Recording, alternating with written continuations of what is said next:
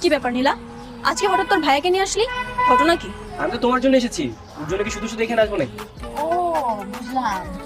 একদমই মা চল না যাই। এই তুই নাম ধরে ডাকছিস কেন? ওকে ভাবি বলে ডাকবি, আজকে থেকে ও তোর ভাবি। কে কার ভাবি? ও আচ্ছা, সরি সরি, তোমাকে তো প্রপোজ করানি, রাইট?